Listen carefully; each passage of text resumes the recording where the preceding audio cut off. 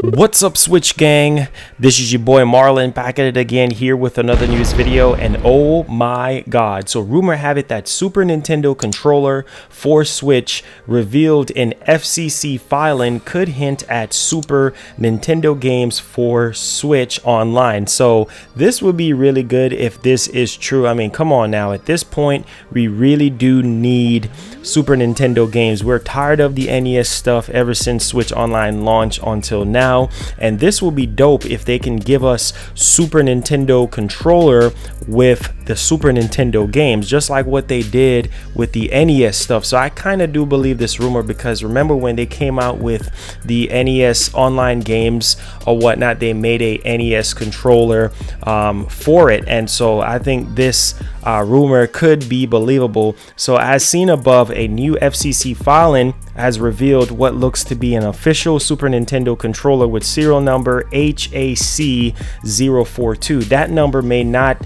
seem like much at first, but it's sort of like a common code for an official Switch related peripheral, so such as like a Pro controller or whatnot. So this would be really good. Also, this could be pointing to an announcement for Super Nintendo titles for Nintendo Switch Online subscribers. After all, data miners discovered a reference to 22 Super Nintendo games in Switch Online before. So they kind of discovered that before the data was literally erased. So I do believe that in the September Nintendo Direct that Nintendo is going to they're going to announce Super Nintendo games as well as the Super Nintendo controller. Take this with a grain of salt, but it could possibly happen. Leave your thoughts down in the comment section down below. All right, guys, let's move on to the next news topic here. So Microsoft approves their studios to make multi-platform games, and this is interesting because I remember Phil Spencer coming out and state that they would love to have Xbox first-party titles on every single platform known to man. So that includes PC, that includes mobile phones and tablets, that is also including PS4 and a Nintendo Switch. So they can incorporate the xCloud ability. They can also incorporate the Game Pass situation as well, and I think with the xCloud that would be good, so you can actually stream the game, so it won't take up a lot of resources on the system. Being that the Switch is actually the weaker platform there, I still think that they were able to run a lot of Xbox first party games on it, if doing it through the cloud would be best. So the Game Informer show recently did an interview with Matt Booty, head of Xbox Game Studios, where he was asked about the possibility of cross-platforming, but cross-publishing of games in the future. So this is what Matt Booty have to say. I think we would. Booty reply, I think that PlayStation is less binary about should it be on Switch. So basically, they're saying, should it be on Switch?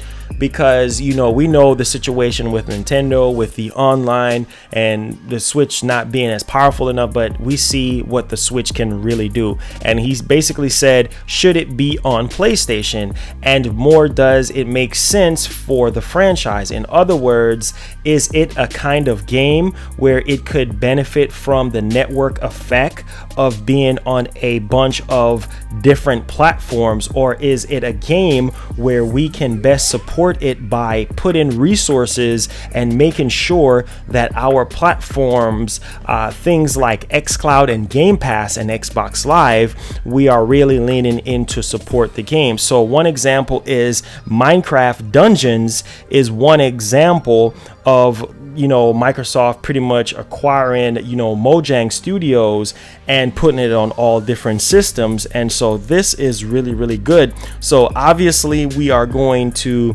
have our big franchises like Forza and Halo and Sea of Thieves, he continued, where those games are designed from the beginning to really only exist on Xbox, and I think it will continue. So basically that throws out the window of the possibility of games like Forza and Halo and Sea of Thieves, because those games are, like I said, graphically intense, CPU intense. I mean, all of those games can run on PS4, and so this whole cross-publishing idea, I think, will be great because it'll bring more eyeballs over to the Xbox brand, and so that they can actually play the games and whatnot. So what do you guys think about the possibility of Xbox games coming over the Switch and PS4? Leave your thoughts down in the comment section down below.